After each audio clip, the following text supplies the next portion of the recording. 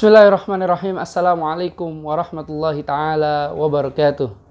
Alhamdulillah wassalatu wassalamu ala asyrafil ibadillah Sayyidina Muhammad ibn Abdullah wa ala alihi wa sahbihi wa man wala. Wala hawla wala quwata illa billah, amma ba'du. Alhamdulillah, segala puji bagi Allah subhanahu wa ta'ala atas limpahan nikmat dan karunia-Nya. Hingga pada kesempatan kali ini di hari terakhir daripada bulan suci Ramadan, yakni di tanggal 30 daripada bulan suci Ramadan, Allah masih bisa mempertemukan kita dalam episode terakhir di pesantren Ramadan 1444 Hijriah pada tahun ini. Pertama, kita berharap, kita memohon kepada Allah Subhanahu wa taala, semoga Allah mempertemukan kita kembali di Ramadan yang akan datang.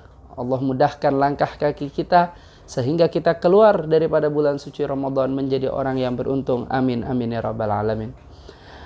Ma'asyiral hadirin rahimani wa rahimakumullah. Saat ini kita berada di akhir Ramadan. Tentunya pembahasan kita adalah tentang hari raya dan menyambung tali silaturahmi.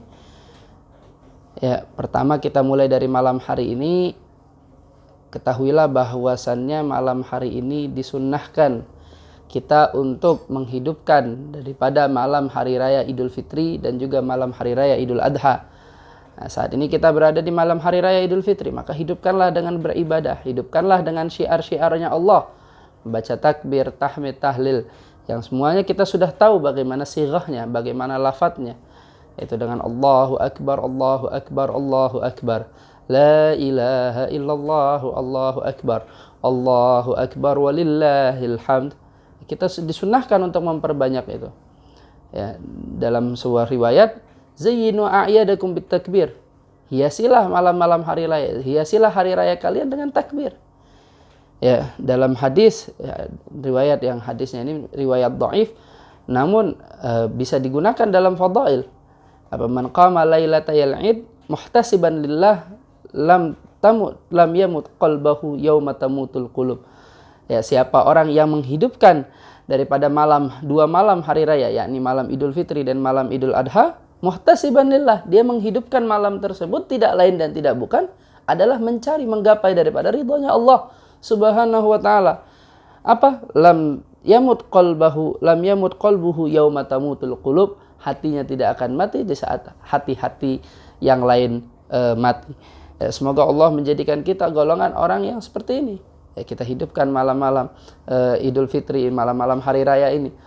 Ya, malam hari raya ini kita hidupkan dengan beribadah, membaca takbir dan sebagainya. Syiarkan. Ya, jangan malu-malu, jangan takut.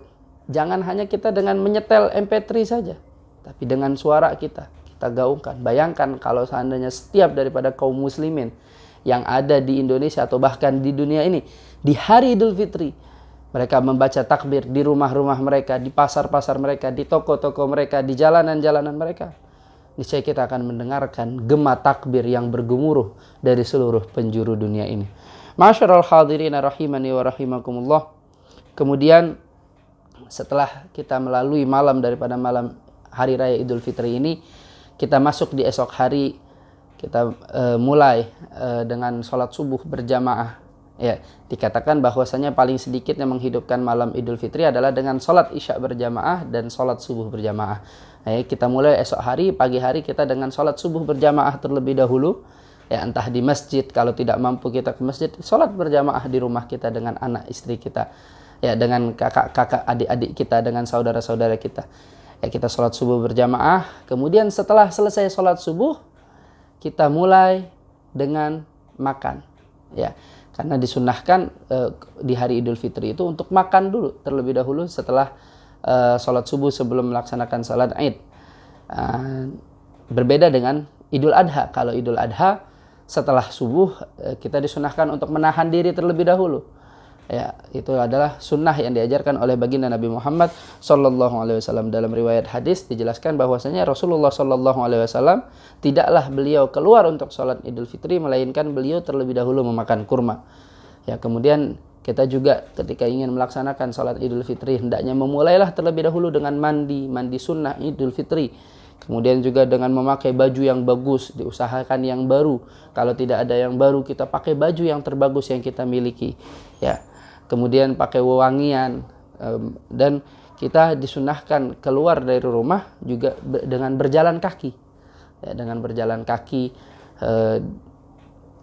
bersama-sama semuanya yang ada di rumah. Bahkan disebutkan bahwasanya di zaman Nabi SAW, hatta perempuan-perempuan yang haid pun diajak keluar menuju ke lapangan atau menuju ke masjid. Untuk apa? Untuk mensyiarkan daripada hari raya ini. Ya, ini adalah hari yang berbahagia, maka diajarkan untuk kita mensyiarkan semuanya keluar dari rumah.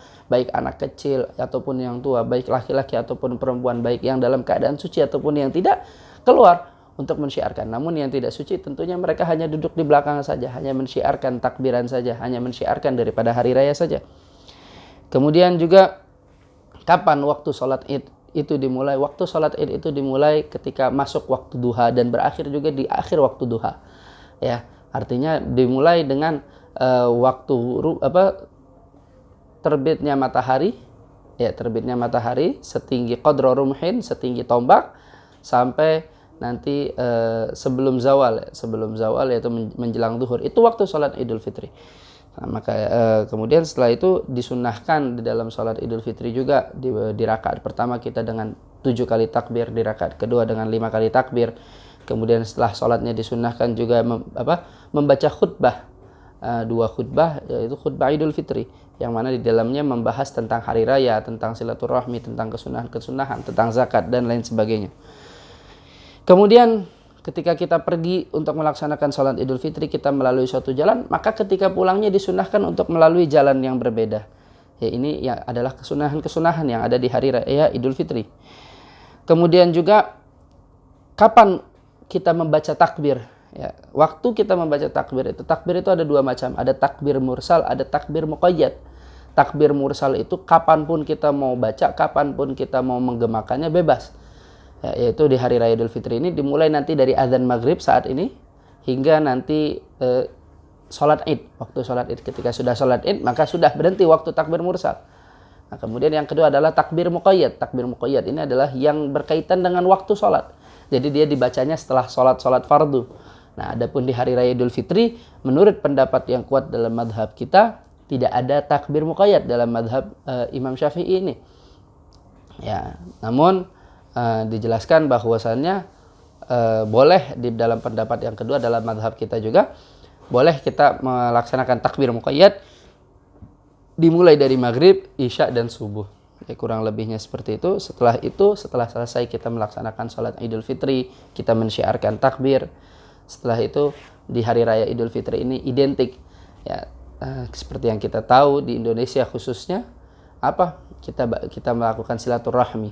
Kita datang ke keluarga kita temui saudara-saudara kita, adik-adik kita, kakak-kakak kita, paman bibi kita, kakek nenek kita dan sebagainya. Kita bersilaturahmi di hari raya Idul Fitri ini, dan itu sudah lazim di Indonesia. Ya, dan ingat yang paling penting di saat kita bersilaturahmi itu adalah bagaimana bukan hanya silaturahmi zahir, bukan hanya zahirnya kita yang bertemu bertatap muka, tapi bagaimana juga batinnya kita bertemu. Ya, batinnya kita bertemu, tidak ada dengki, tidak ada hasud sesama di antara kita, maka hidup kita akan indah.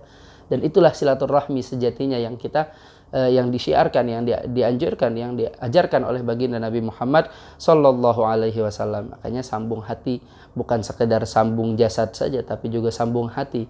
Ya, semoga Allah Subhanahu wa taala menjadikan kita golongan orang-orang yang ketika bersilaturahmi, golongan orang-orang yang silaturahmi zahir dan batin. Ya, begitu juga yang tidak bisa bertatap muka secara langsung, maka saat inilah ya, sambung hati kita, telepon saudara kita, minta maaf, mohon maaf dari hati yang tulus, bukan hanya sekedar menggugurkan kewajiban di hari raya, ya, tapi masih ada dengki di dalam hati kita. Jangan.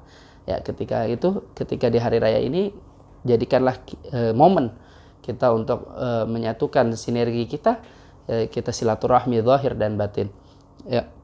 Kurang lebihnya sekian. pertemuan kita di pesantren Ramadan tahun 1444 Hijriah ini. Semoga Allah mempertemukan kita di Ramadan yang akan datang. Allah jadikan kita keluar daripada bulan suci Ramadan ini daripada golongan orang yang minal aidina wal faizin, golongan orang-orang yang kembali kepada Allah dalam keadaan beruntung, wal maqbulin, dalam keadaan diterima amal ibadahnya oleh Allah Subhanahu wa taala. Allah jadikan kita senantiasa sambung hati satu sama lain di antara kita, baik zahir maupun batin. Amin amin ya rabbal alamin. Sekian, wassalamualaikum warahmatullahi taala wabarakatuh.